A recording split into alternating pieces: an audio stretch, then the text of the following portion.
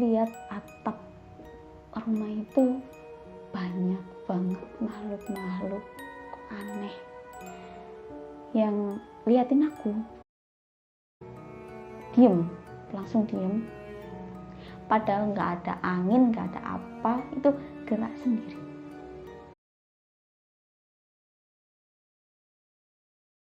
Hai, assalamualaikum warahmatullahi wabarakatuh. Kembali lagi ke channel YouTube aku, Rahma Story. Hari ini aku mau bawain cerita pengalaman aku pas di rumah mbakku di Jogja. Jadi pengalaman ini udah lama, sekitar tahun 2016. Jadi mudik tahun 2016, mudiknya ke Jogja, rumah asal bapak aku. Malam tahun 2016, kami sekeluarga siap-siap untuk mudik lebaran ke Yogyakarta. Sengaja untuk berangkat malam hari karena menghindari kemacetan. Seperti biasa, di jalan aku lihat orang besar, makhluk besar hitam. Itu kan jalannya ngelewatin hutan. Nah, di hutan itu aku lihat sesosok makhluk besar, tapi nggak mengganggu perjalanan. Setelah melihat makhluk itu, aku tidur, jadi nggak tahu apa-apa. Tiba-tiba sudah sampai di Yogyakarta pagi hari. Pagi itu mampir dulu ke Parangtritis. Habis dari Parangtritis, kita lanjutkan perjalanan kembali ke rumah mbahku yang ada di Yogyakarta.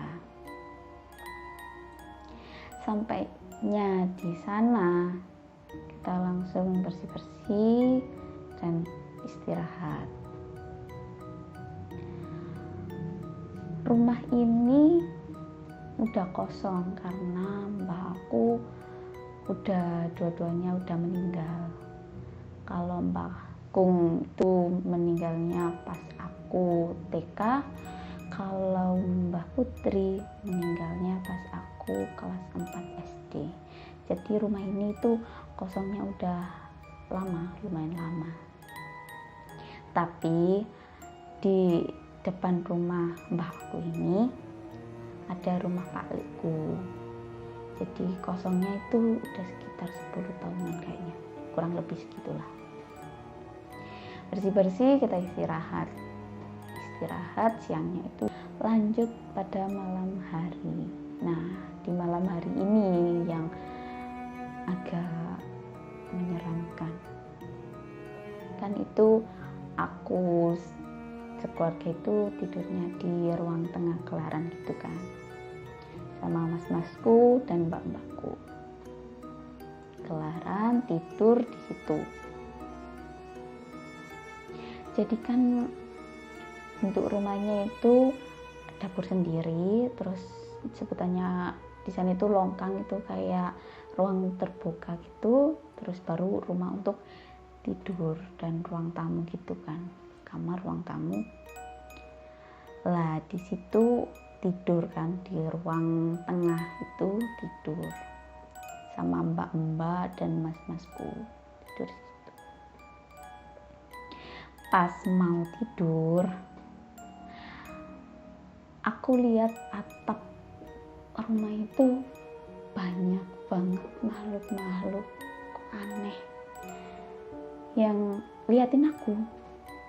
Jadi kayak makhluk itu bentuknya ada yang rambutnya panjang, ada juga yang badannya itu kayak agak bulat gede gitu, ada juga itu yang bentuknya tangannya panjang itu, pokoknya aneh-aneh. Lah itu posisinya di atap itu ngeliatin aku di bawah ini. Langsung aku sampai nangis di hari itu nangis karena benar-benar takut harus gimana. Yang lain katanya nggak lihat, cuma aku saja yang lihat. Nah, pas di tembok itu ada kalender tahun berapa ya, 2002 kayaknya kan masih ditempel gitu. Itu pernah aku sama mbak aku tuh cuma berdua itu yang lihat itu kalender itu kayak seret seret seret seret, diem, langsung diem, padahal nggak ada angin, nggak ada apa, itu gerak sendiri. Lah aku itu sama mbakku itu cuma lihat-lihatan aja, nggak kaget, takut atau gimana, itu enggak, malah kayak lihat-lihatan aja. Lanjut yang makhluk-makhluk itu yang ngeliatin aku dari atas itu, kan itu aku posisinya nangis, takut, terus harus gimana nggak tahu, ya disuruh tidur aja sama mbakku itu, disuruh tidur aja. Pas merem malah kelihatan juga, jadi serba salah, mau melek juga salah, mau merem juga salah. Nah di situ itu kan ditungguin sama masku di kursi itu biar Neng cepet tidur. Ternyata di kursi itu aku lihat kayak ada orang tua duduk di situ. Lah masku itu posisinya juga duduk di situ. Mau bilang itu kayak gimana, takut juga, jadi aku diem aja tapi ngeliatin, sama-sama lihat-lihatan tapi takut mau gimana. Jadi ya aku biarin aja sampai tidur itu sekitar jam 1-an kayaknya. Itu tidur aja nggak bisa nyenyak, tidur itu ya merem ya melek lagi gitu. Jadi nggak bisa tidur nyenyak gitu, nggak bisa. Terus sampai pagi itu, malam kayaknya itu lama banget, gak pagi-pagi, aku tungguin gak pagi-pagi, kapan paginya ini, lama banget. Terus pagi kan, pagi udah normal seperti biasa. Terus ditanyain kenapa kok nangis tuh, yang ngelihat aneh, hal-hal aneh itu, makhluk-makhluk aneh. Ditanyain sama Pak Lek buleku juga, ditanyain kenapa kok nangis gitu. Disuruh cerita. Terus udah normal pagi itu kan. Malam kedua, jadi aku itu nginep di sana itu 2 hari ya, 2 hari 2 malam. Malam kedua ya tetap tidur di situ, tapi nggak sebanyak yang hari pertama. Yang hari pertama kayak penuh semua itu ruangan, banyak makhluk-makhluk aneh itu. Ya biasalah, rumah kosong udah 10 tahun, kurang lebih 10 tahunan kayaknya ya. Itu nggak dihuni, cuma kayak dirawat aja sama Pak Lekku kan, depan rumahnya mbahku itu kan rumahnya Pak Lek. Jadi ya gitu. Jadi sepupuku itu, anaknya Pak Lek itu pernah kelihatan itu pocong ada di situ. Katanya pocong baru karena masih putih bersih gitu. Terus ya lari ke rumahnya. Terus nggak mau ke situ lagi. Gitu. Ini malam kedua aku tidur di rumahnya mbahku itu. Kan tadi itu ada posisinya rumahnya itu kan dapur, terus itu longkang ruang terbuka itu, terus baru rumah itu kan. Lah aku kan tidur di ruang tengah. Lah sini kan ada kayak pintu dari longkang ke dalam.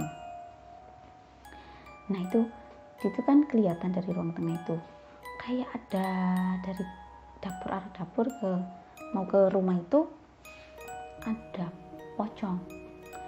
Jadi pocongnya itu kan dari dapur itu mendekat ke ruang tengah, terus mendekati aku gitu, mendekat ke aku. Terus ya aku takut, terus aku kerubutan gitu, terus nangis. Terus ya itu pocongnya itu kayak baru gitu yang aku lihat, sama kayak yang dilihat anaknya Pak Lik tadi. Terus setelah pocong itu terus langsung menghilang pocong itu. Kedua itu ada Tante Kunti juga dari arah dapur itu, dari arah dapur ke arah ruang tengah itu, mendekati aku juga. Kayak gimana ya?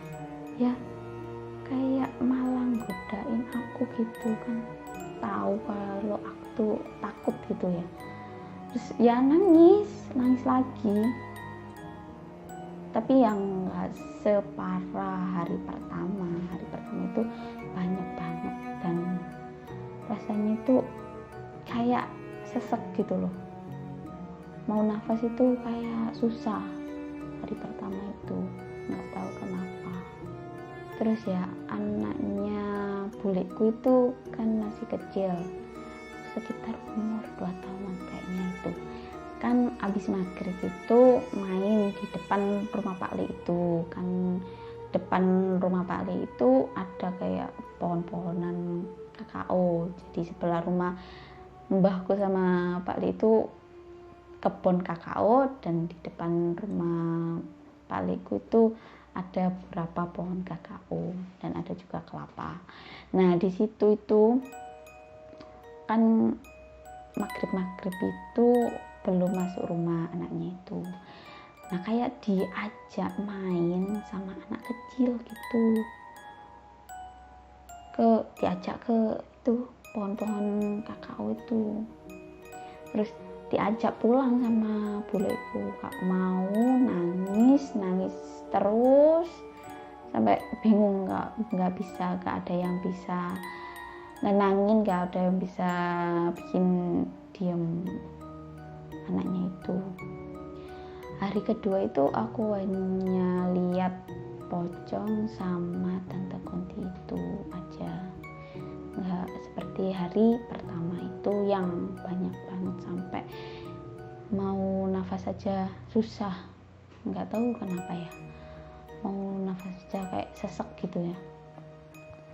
Terus hari kedua pagi, kayaknya di sana itu malam itu kayak panjang banget gitu, gak pagi-pagi, apa karena aku takut atau gimana ya, nggak tahu sih.